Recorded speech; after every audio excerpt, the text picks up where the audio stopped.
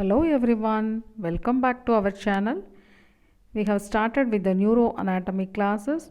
In the last video we have started with the arterial supply of the brain. Those who have not seen that video, do see that, then come back to this video, it will be useful for you. So now we will continue with the arterial supply of the brain in this video. Those who have not subscribed to the channel, do subscribe now and keep watching the videos. So in the last video we have seen two system of arteries supply the brain. So the first system of arteries is this two vertebral arteries which ascends in the midline of the medulla oblongata. They unite at the lower border of the pons to form the basilar artery which runs on the ventral surface of the pons in the basilar sulcus.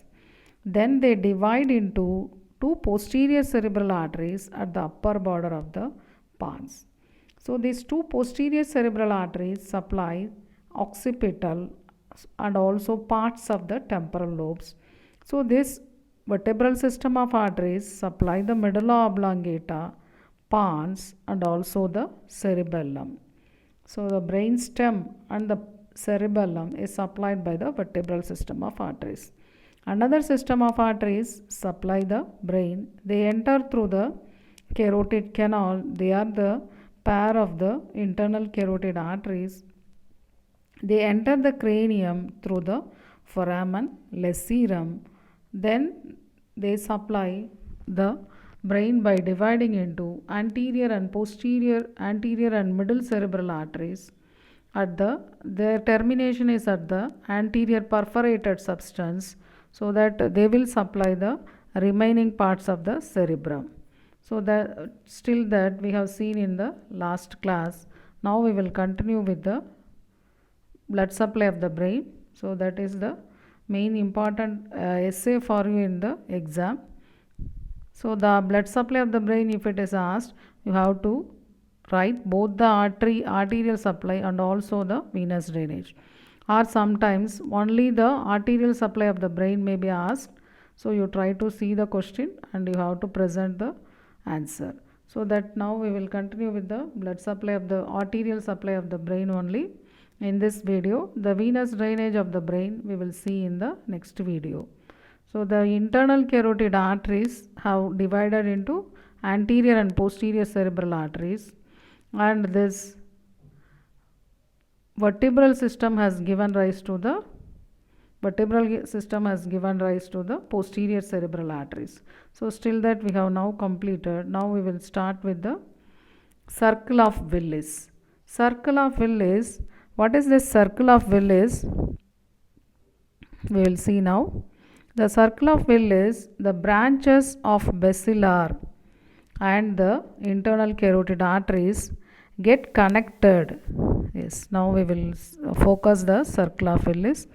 Get connected at the base of the brain and around the interpeduncular subarachnoid system, forming a six-side polygon of arteries called circle of Willis. So the circle of Willis may be asked as short notes for you. Now we will see the circle of Willis, how it is formed, or the boundaries of circle of Willis. So the circle of Willis, if you see anteriorly, so this is the anterior communicating artery. Anterolaterally, so these are anterolaterally anterior cerebral arteries. Laterally formed by the, so this is lateral, formed by the proximal segments of the both internal carotid arteries. Posteriorly by the two, yes, this is the two posterior cerebral arteries. Posterolaterally by the posterior communicating artery. So now this is the circle of Willis. So that is the formation of circle of Willis. So this, what is the functional significance of this circle of Willis? If one of the major arteries forming the circle of Willis is blocked, the circle of Willis provides the collateral alternative routes for the arterial traffic circle. If you see this shape of the artery, the shape of this circle of Willis, it is not circle, it is approximately polygonal in shape, but it is named as the circle of Willis. So that is the circle of Ellis, which may be asked as short notes. You have to present under the headings formation, situation, and also the branches. So now we will start with the vertebral system course. So the vertebral system, first we will start. It is a branch of first part of subclavian artery. So the two vertebral arteries which have entered the cranium through the foramen magnum, they are the branches of first part of subclavian artery. They ascend in the foramen transversarium of upper six cervical vertebra, which will be called as second part. On reaching the base of the skull, it winds backward and medially around the lateral mass of the atlas and pierces the posterior atlanto-occipital membrane. So that is third part, that is in the suboccipital triangle. Then it enters the posterior cranial fossa through the foramen magnum. So what we are seeing here is this two vertebral arteries which have entered through the foramen magnum, that is the third part. It runs on the anterolateral aspect of the medulla oblongata. So side by side, I have covered the vertebral artery four parts which have been asked as once as short notes in the university exam. So there are four parts of vertebral artery. Now the branches of this cranial part of vertebral artery. So this is the cranial part of vertebral artery. It supplies anterior spinal artery, posterior spinal artery. So they will be supplying the medulla oblongata. And also one branch to the posterior inferior cerebellar artery. So like this they will supply the posterior inferior cerebellar artery. And also the meningeal branches and to supply the medullary branches to the medulla oblongata. So this, now you should have understood that this vertebral artery supplies spinal cord, cerebellum and medulla oblongata. So that is about the vertebral artery. Now these two vertebral arteries join at the lower border of the pons to form the basilar artery. So now we will see the basilar artery. Basilar artery is formed by the union of two vertebral arteries at the lower border of the pons. It ascends in the basilar sulcus on the ventral aspect of the pons in the cisterna pontis and terminates at the upper border of the pons by dividing into two posterior cerebral arteries, right and left. So what are the branches of this basilar artery? It gives branches to the pons. So they are called as pontine branches. And to the cerebellum, it gives anterior inferior cerebellar artery. So that is a branch to the cerebellum. And also to the inner ear, that will be called as labyrinthine artery. And terminal branches are the two posterior cerebral arteries. So these are the branches of basilar artery. Basilar artery supplies the pons, cerebellum and also posterior cerebral artery which will supply the cerebrum also. So that is about the basilar artery. Now we will see the posterior cerebral artery. Posterior cerebral artery curves, so this is the posterior cerebral artery we are seeing here, curves around the midbrain to reach the medial surface of the cerebrum beneath the splenium of corpus callosum. So here you are seeing it is winding around the midbrain very clearly. That part is this, that is the winding round. Now we will see how it is entering the medial surface of the cerebrum. Yes, it is reaching the medial surface of the cerebrum just beneath the splenium of corpus callosum. So that is, we will label it. So it is reaching beneath the splenium. So you should know the splenium is a part of corpus callosum. So this is the, now we will label the corpus callosum. So this is the splenium part of the corpus callosum. So this is the genu part of the corpus callosum, and this will be the, in this part will be the splenium of corpus callosum. So winding round the crus cerebri, it reaches beneath the splenium of corpus callosum. So that is the posterior cerebral artery. So what are the branches of posterior cerebral artery? If you see, it gives branches to the temporal lobe, anterior temporal branch, and posterior temporal branch, and also to the inferior surface, that will be the parieto-occipital branch and calcarine branch. So these are the four branches of the posterior cerebral artery. So we have completed this vertebral system of arteries in detail. We have seen vertebral artery, its origin, course, parts, termination, branches. Basilar artery also we have seen origin, course, termination and its branches. And also we have completed the terminal branches of basilar artery, that is the posterior cerebral artery.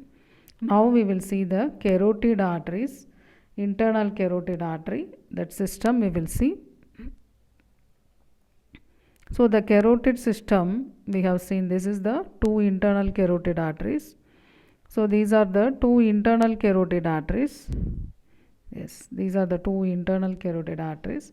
What are internal carotid arteries? A terminal branch of the common carotid artery. So how it enters the cranium, traverses the carotid canal in the base of the skull and enters the cranial fossa. This internal carotid artery also has four parts: cervical part, petrous part, cavernous part and cerebral part. So these are the four parts of the cerebrum. So cervical part and petrous part cannot be seen in this. So what we have to see is this, the cerebral part. So the cerebral part we will see now. Cerebral part, so this is the cerebral part which is at the anterior perforated substance. It divides into two branches. One is this anterior cerebral artery and larger middle cerebral artery. So this is the anterior cerebral artery and this is the larger middle cerebral artery. So these are the terminal branches of internal carotid artery. Branches of the cerebral part of internal carotid artery we will see side by side. So that supplies branches to the ophthalmic artery, posterior communicating artery, anterior choroidal artery. The terminal branches we have seen already. These are the anterior cerebral artery and the middle cerebral artery. So now you should have understood the cerebrum is supplied by three pairs of cerebral arteries: posterior cerebral arteries, which is given by the vertebral system of arteries, and the anterior and middle cerebral arteries, which are given by the carotid system of arteries.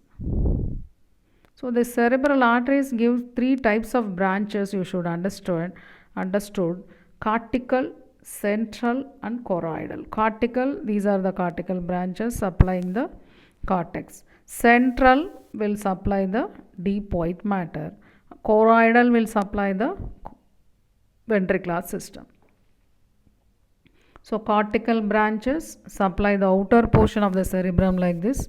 So outer portion of the cerebrum freely anastomose and form a network in the pia mater, and then they will give the branches. The branches from these cortical branches will be the end arteries, short and long. Central branches are numerous, slender, thin-walled perforating branches. They will supply the centrally located parts of the cerebrum. They are also end arteries. The central arteries arise from the circle of Willis, arranged into following four groups. So now we will see again the circle of Willis. So circle of Willis, which we have seen already. Circle of Willis formation we have seen. Now we will see the branches of the circle of Willis. So these are the circle of Willis. Branches of the circle of Willis will be the anteromedial group. So branches from here will be the anteromedial group. Branches from here will be the anterolateral group, posterolateral group. So this will be the posterolateral group and this will be the posteromedial group.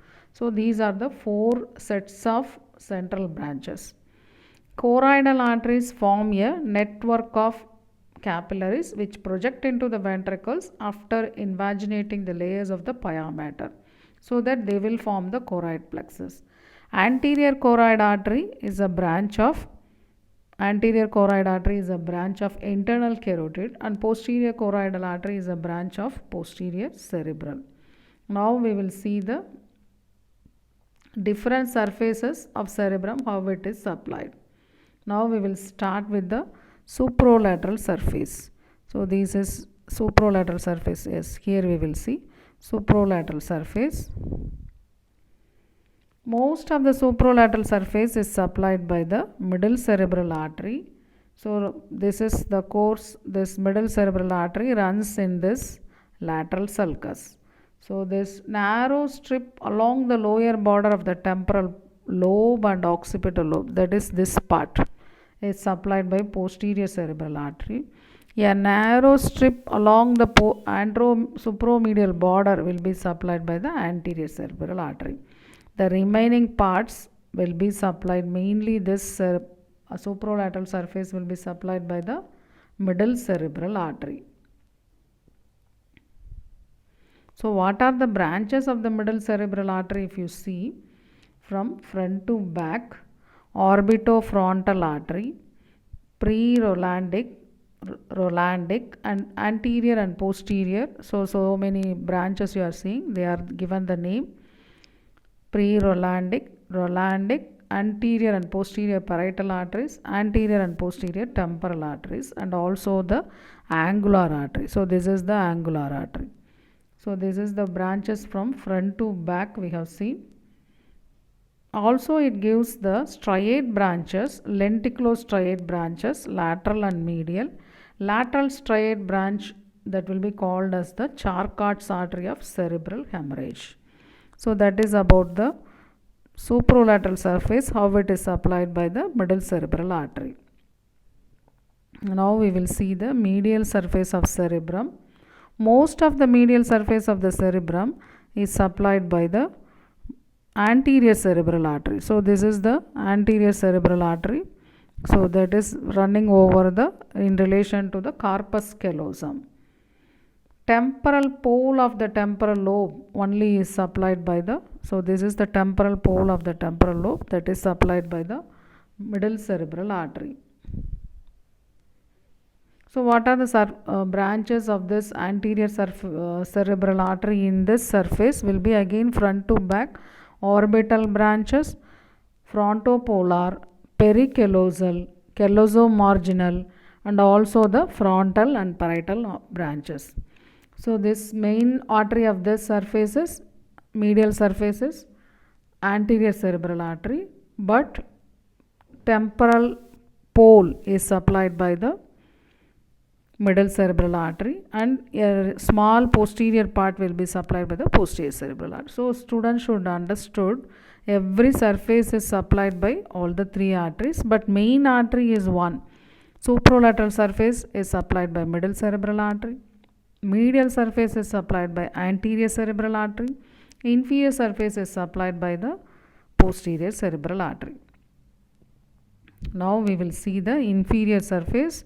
The inferior surface, yes, this is the inferior surface. Most of the inferior surface except the temporal pole. So we have learned this temporal pole is supplied by the middle cerebral artery. So except the temporal pole, most of this is supplied by the posterior cerebral artery. And also the lateral part of orbital surface is also supplied by the middle cerebral artery. Medial part of orbital surface is supplied by the anterior cerebral artery. Now, arterial supply of other parts of the brain. So that is the white matter of the brain, corpus striatum, internal capsule are supplied mainly by the branches of middle cerebral artery. Thalamus is supplied by posterior communicating, posterior cerebral, and also basilar arteries. Midbrain is supplied by posterior cerebral, superior cerebellar, and basilar arteries. Pons is supplied by the basilar, superior cerebellar. So this is the pons supplied by mainly by the basilar. Medulla oblongata is supplied by the vertebral and anterior and posterior spinal. Cerebellum is supplied by three arteries: superior, anterior, inferior cerebellar, and posterior inferior cerebellar arteries. So this is the other parts of the brain also we have covered in this. So arterial supply of the brain we have covered in this video. Mainly arterial supply of cerebrum, which we have covered in detail, which is by the three cerebral arteries: anterior, middle and posterior cerebral arteries. So this may be asked as separate arterial supply of cerebrum or arterial supply of brain or blood supply of brain. So arterial supply of brain. So you should see the question and answer the question appropriately. Venous drainage of the brain we will see in the next video. Those who are not subscribed to the channel, do subscribe now. Keep watching the videos. If you like the video, press the like button. Thank you.